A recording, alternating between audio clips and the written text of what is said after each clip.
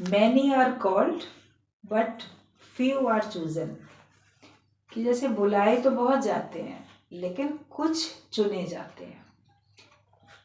Interview में आप लोग जाते हो, रिटन टेस्ट, सबने लिखित परीक्षा पास कर ली, तो फिर इंटरव्यू के लिए सबको बुलाया जाता है। कभी कभी पे कहीं कहीं पे होता है कि एक का रहता है इतने नंबर, इतने % नंबर जिनके आ गए होंगे लिखित में, उन्हीं को केवल इंटरव्यू के लिए बुलाया जाएगा। सबका अपना अपना अलग अलग चुनने का तरीका होता है। तो इंटरव्यू के लिए बुलाए बहुत जाते हैं, लेकिन उसमें से चुने तो कुछ जाते हैं। अभी मान लो कहीं पे 10 पोस्ट हैं, तो 10 लोग ही चुने जाएंगे, मगर केवल 10 लोग थोड़ी बुलाए जाते हैं। बुलाए जाते हैं उससे 3 गुना 4 गुना ज़्यादा बुलाए जाते हैं। सत्संग में भी आते बहुत हैं, जैसे प्रकृति की ओर से, परमात्मा की ओर से बुलाए जाते हैं। सबको संदेशा मिलता है, सब आते हैं सत्संग में, लेकिन उनमें से वास्तव में चुने कौन जाते हैं? जिसका परफॉर्मेंस बहुत अच्छा होगा, जिसने एकदम सही जवाब दिए होंगे, उन्हीं को तो चुना जाएगा। तो हम सब आ तो गए हैं सत्संग में, लेकिन अब अगर हम ज्ञानवान होकर रहेंगे तब तो भगवान हमको चुनेगा। कह तो देते हैं गुरु के द्वारे तेरा आना ही बहुत है, ये लाइन सुन लेते हैं, इसके आगे वाली लाइन पक्की नहीं करते कि बोल के ना बोल पछताना ही बहुत है। अपने कर्मों पे पछताते नहीं है कि हमने अभी तक बड़े बुरे कर्म किए, अब नहीं करेंगे। पछतावा आपका थोड़ी देर का होता है, लेकिन पश्चाताप हो जाए, पछतावे में आप एक बार पछताओगे फिर भूल जाओगे। उससे और गहरी स्थिति होती है पश्चाताप की, कि जिसमें आप अंदर से वास्तव में उस कर्म से आप अपने को छुड़ाना चाहते हो भीतर से। और फिर ऐसा आपका पश्चाताप होता है कि जिस ताप में, उस ताप की उस अग्नि में आपका वो दोष हमेशा के लिए खत्म हो जाता है। फिर आप किसी भी परिस्थिति में वो गलत काम दोबारा नहीं करते हो। तो हमको बोल के ना बोल पछताना ही बहुत है भाई। आप चाहे किसी को बताओ नहीं, लेकिन अंदर से इतना पछताओ, तो इतना पछतावा गहरा करो, पश्चाताप करो, तब भगवान चुनेगा।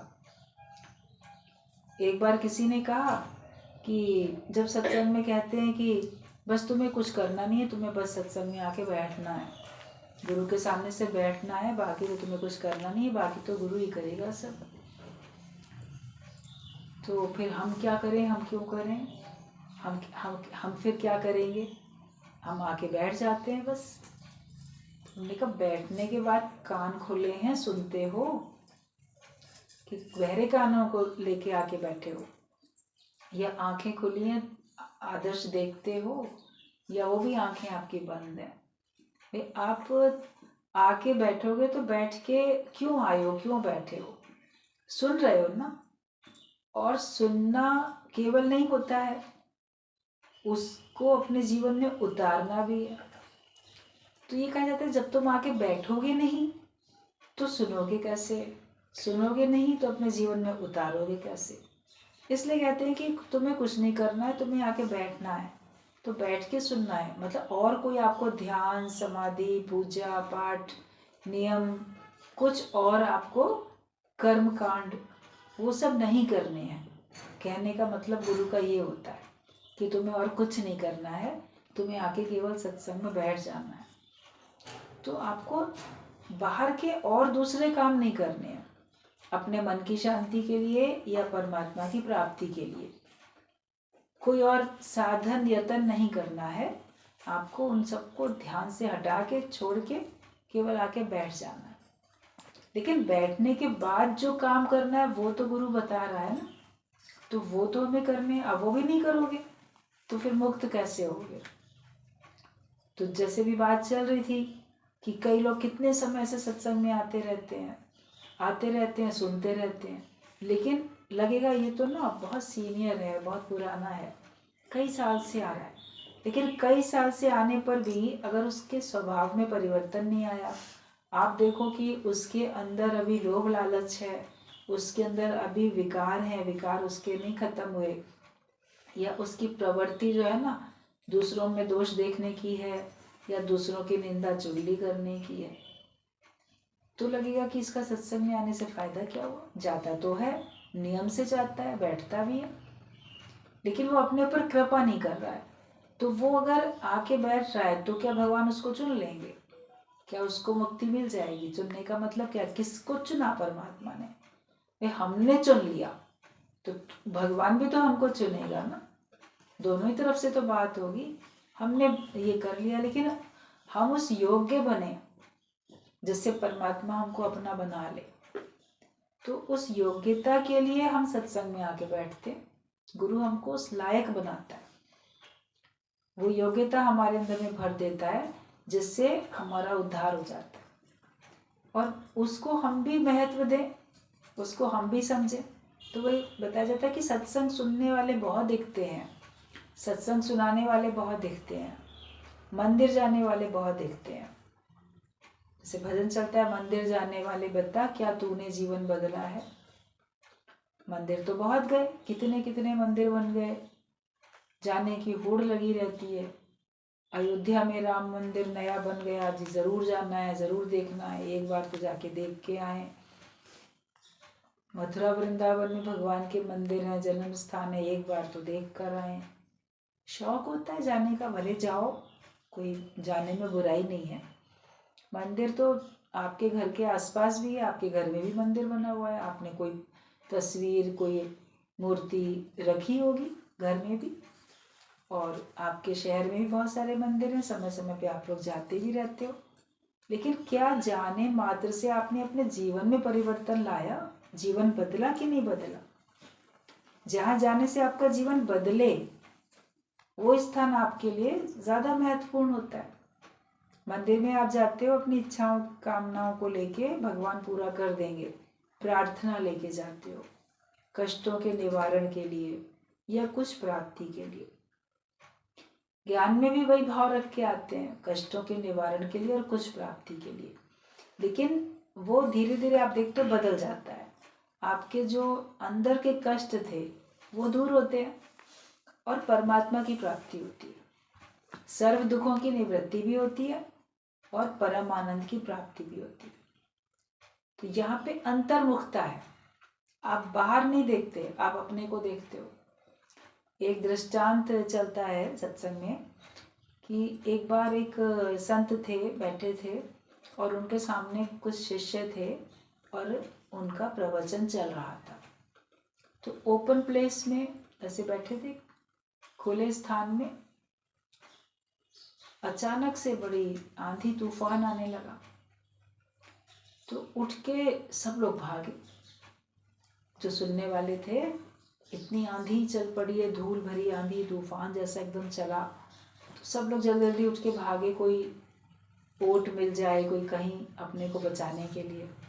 तो देखा जो गुरु थे वो तो वहीं बैठे थे, ऐसे ही अपना जैसे पद्मासन लगाए, जैसे बैठे हैं वैसे ही बैठे थे, आँख बंद करके। वो नहीं भागे। थोड़ी देर में तो तूफान शांत हो गया। फिर आंधी चलेगी, कितनी देर चलेगी, तूफान आएगा कितनी देर के लिए आएगा, तो वो शांत हो गया। तो वो लोग धीरे धीरे सब वापस आके बैठ गए। तब शिष्यों ने कहा कि गुरुजी, हम आंधी आई, तूफान आया इतना, हम लोग भागे लेकिन आप नहीं भागे, आप क्यों नहीं भागे अपने को बचाने के लिए? तो गुरु ने कहा हम भी भागे। बोला आप भागे? आपको तो नहीं देखा हमने भागते हुए। बोला तुम बाहर की तरफ भागे, हम अंदर की तरफ भागे। हम अपनी अंतर्मुखता में आ गए, हम अपने आत्मा में आए। तुमने अपने को देह जाना, तुम देह को बचाने के लिए दौड़े, तुमने बाहर का आधार लिया, बाहर की तरफ तुम्हारी दौड़ थी। और हमारी जो दौड़ थी, जो हमारी भाग दौड़ थी, वो अंदर की तरफ थी। हम अपनी अंतर्मुखता में आए। जैसे एकदम समाधिस्थ हो जाता है कोई, ध्यान में आ जाता है, तुरिया पद में आ जाता है, तो वह अपने अंतर्मुखता में आ जाता है। फिर उसको बाहर की परिस्थितियों का कोई भान नहीं रहता। बाहर की परिस्थितियां उसके ऊपर कोई अपना बुरा प्रभाव नहीं डाल पाती हैं।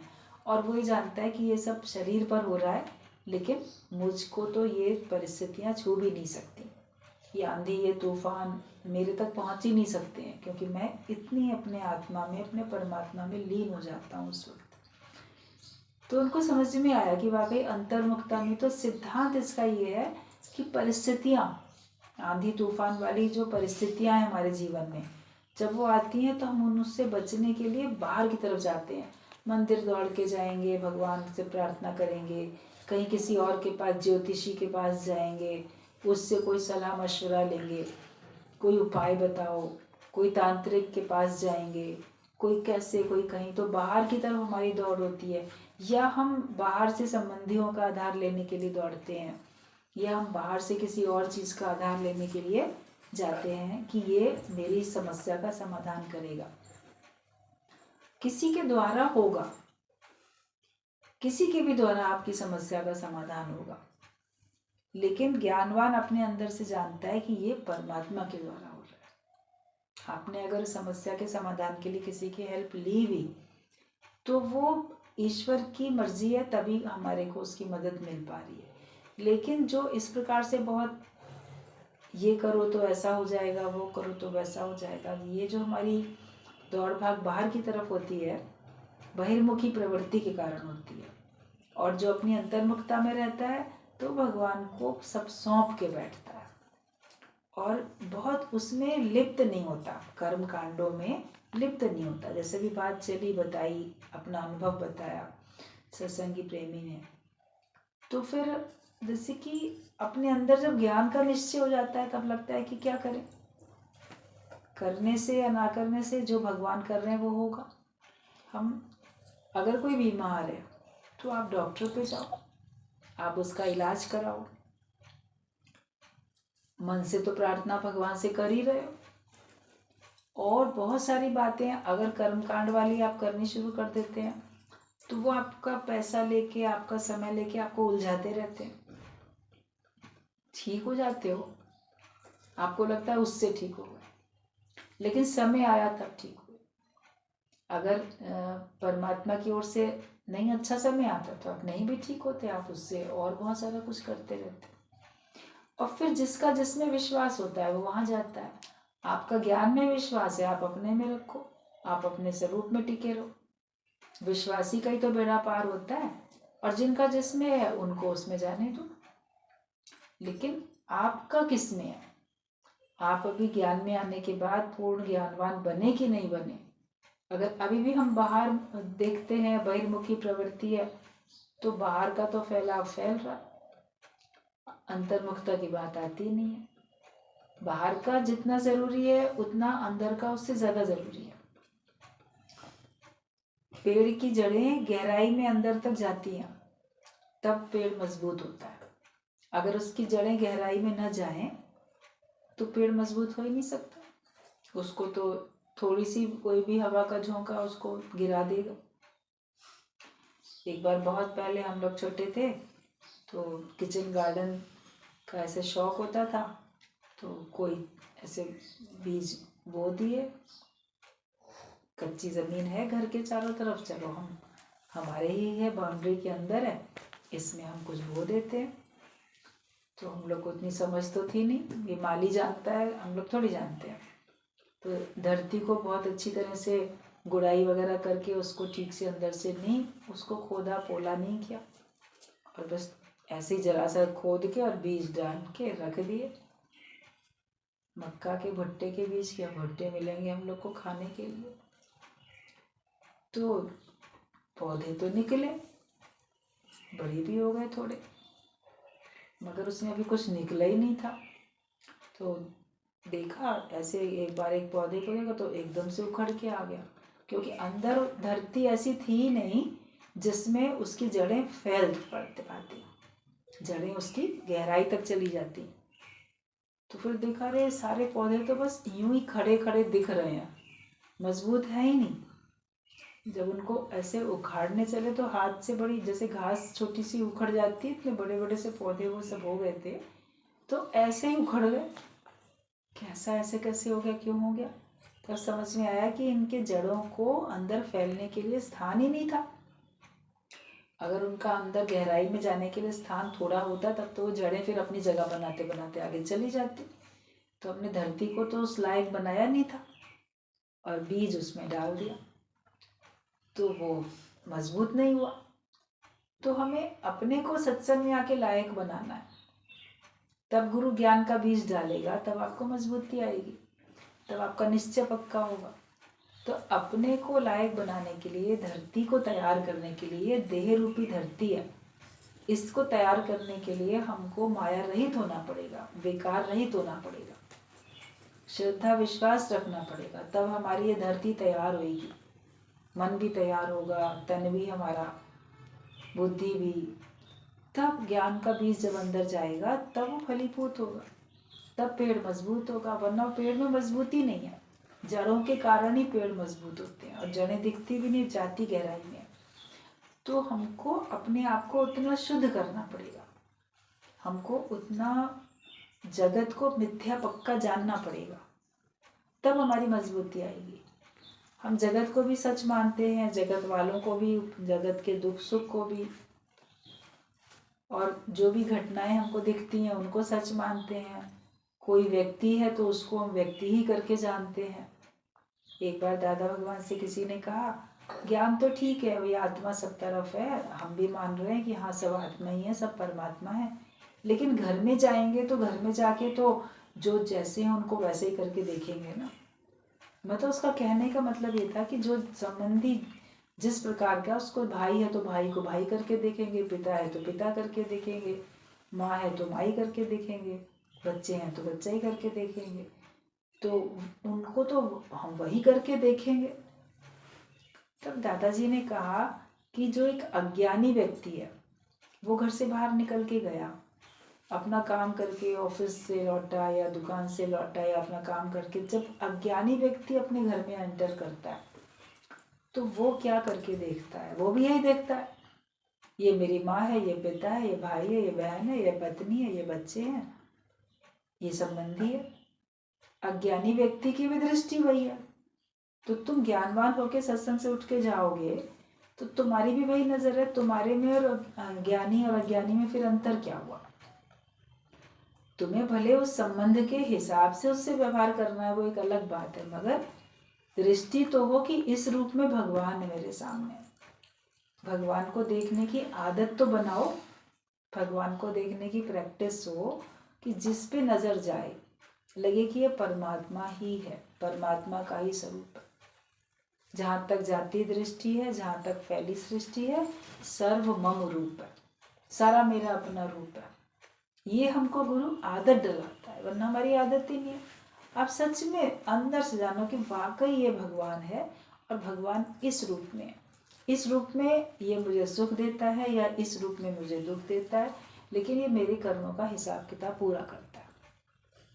तो इसलिए ये मेरा अंतिम जन्म है, मुझे किसी से कोई शिकवा शिकायत नहीं है। तो आप अपने आप में तृप्त, तो अपने आप में खुश हो, आपकी दृष्टि में सर्वत्र परमात्मा ही परमात्मा, तो आपका मन हल्का हो जाता है, आप भगवान के लायक बन जाते हो। आप इस लायक बन जाते हो कि परमात्मा आपको चुन सके। हम सत्संग में आए हैं तो हमें बस यही करना है कि भगवान मुझे अपना सके, और भगवान के जैसे हम बनेंगे तो भगवान से मिलके एक होंगे। जो गुण जो लक्षण उसमें है वो मेरे में भी आ जाए, जो ज्ञानी के गुण और लक्षण होते हैं वो मेरे में भी आ जाए। यही तो पुरुषार्थ करना है। अपने अंदर की खोट, बुराई, मलिनता ये दूर होती जाए और अच्छाई बढ़ती चली जाए। और पुरुषार्थ क्या है? बाकी तो आपके आदर्श को देख के, आपकी रहनी को देख के लोग आपसे प्रभावित होते जाएंगे। भले आप ज्ञान भी सब तरफ मुख से बताओगे, हम सत्संग जाते हैं ना, ये सुनते हैं तुम भी सुनो, ऐसे जबरदस्ती भी लोगों को बुला के खींच के सत्संग में लेके आओगे, ऐसे ही सब लोग आते हैं। लेकिन सबको आप सत्संग से जोड़ते चले जाओगे, जितना ज़्यादा कार्य कर सकते हो भले करोगे, मगर अपनी भी तो स्थिति बनाओगे। तो दूसरों को आपने सबको खाना पीना खिला दिया, खुद नहीं खाओगे? खुद भी तो अपना पेट भी तो भरोगे। तो अपना निश्चय भी तो हमको करना है। लोग बाहर का विस्तार कर लेते हैं, जो भी गुरुजी की बात चल रही थी कि किसी ने कहा हमें कुआं खोदना है, कुआं हमें बनाना है। तो किसी ने कहा कि ठीक है 40 फीट खोद लो तो तुम्हें पानी मिल जाएगा। अब 40 फीट जो खोदा तो क्या किया उसने, लंबाई में नाली की तरह खोद लिया, तो पानी तो मिला नहीं। बोले तुमने कहा था 40 फीट खोदो तो पानी मिल जाएगा, पानी तो मिला ही नहीं। तो आके देखा, अरे ऐसे कैसे हो गया, हमारे यहाँ तो पानी इतने फीट गहरा खोदने से आ जाता है, वाटर लेवल यहाँ का बहुत अच्छा है। तो जब देखा तो उसने तो लंबाई में खोद रखा था। बोला अरे ये क्या क्या, गहराई में खोदना था, एक ही जगह पे तुम्हें गहराई में खोदना था। तो जब वो तुम खोदोगे तब तुमको पानी मिलेगा। तो उसको अपनी भूल का एहसास हुआ, तो उसने एक ही जगह पर गहरा गहरा खोदना शुरू किया, तो उसको 40 फीट खोदने पे पानी मिल गया। तो हमको भी, हम सोचते हैं कि हम ज्ञान का ये कार्य करेंगे, वो करेंगे, बहुत सारा सत्संग बना लेंगे, बहुत सारे लोगों को ले आएंगे तो मेरा बहुत नाम हो जाएगा, तो मैं ज्ञानी बन जाऊंगा। तो वो तो जैसे आपने नाली की तरह खोद के विस्तार कर लिया। लेकिन अपने स्वयं के उद्धार के लिए आपको अंतर्मुखता में जाना पड़ेगा कि मैं कुछ भी नहीं, मैं कुछ भी नहीं तब सब कुछ हूँ। हम सब कुछ हो जाएंगे, परमात्मा अपने भक्त को प्रकट करेगा। भक्ति करे पाताल में तो प्रकट हो आकाश। मगर सच्चा भक्त प्रकट होने के लिए थोड़ी भक्ति करता है कि मैं खुद को प्रकट करने के लिए भक्ति करूं। वो परमात्मा को पाने के लिए भक्ति करता है। वो अपने को सुंदर अच्छा आचरण वाला बनाने के लिए भक्ति करता है, इसलिए उसका जीवन अच्छा बन जाता है। तो ये जैसे है कि many are called but few are chosen, तो हम उन कम लोगों में से कुछ चुने जाएंगे। तो जो कुछ लोग चुने जाएंगे उनमें मेरा नाम हो, मुझे भगवान चुन ले। मैंने तुम्हें चुन लिया तो भी मुझे चुन। परमात्मा मैंने तुम्हें तो मान लिया अपना, अब मैं भगवान सब तुम्हारी शरण में आ चुका हूँ, बस अब तुम मुझे अपना लो। ले लो राम, मुझे अपनी शरण में ले लो राम, भगवान तुम मेरे को अपना लो। तो उसके लिए योग्यता हर एक को धारण करनी है, उसके लिए हर एक को मेहनत करनी है। और बस इस सत्य की राह पे बढ़ते चलो, और जैसा गुरु बताता है वैसा हम करते चलें। बोलते हैं कि जीवन का लक्ष्य अपना यही बनाओ और भरिया उसका जानिए, जाका तोड़ जाओ। उसी का घड़ा भरा हुआ माना जाएगा जो अंत तक उसके पास है। तो सत्संग में तो आए, लेकिन अंतिम श्वास तक तुम ज्ञानवान होकर रहते हो, तो फिर समझो कि तुम्हारा ये ज्ञान अंदर से है भरा हुआ। अगर बीच रास्ते में थोड़ा सा हो गया आपका इधर उधर, तो फिर दिक्कत हो जाती है। तो बस अंत तक निभा सको तो समझो कि आपने ज्ञान को सुना है। वरना कई लोग अंत तक नहीं निभाते हैं, बीच में लापरवाह हो जाते हैं, तो फिर उनका ज्ञान बह जाता है। घड़ा कहीं चटक गया, पानी भर के लाए तो थे, गिर जाता है। माइक खुला हुआ है, बहुत देर से विनोद आपका।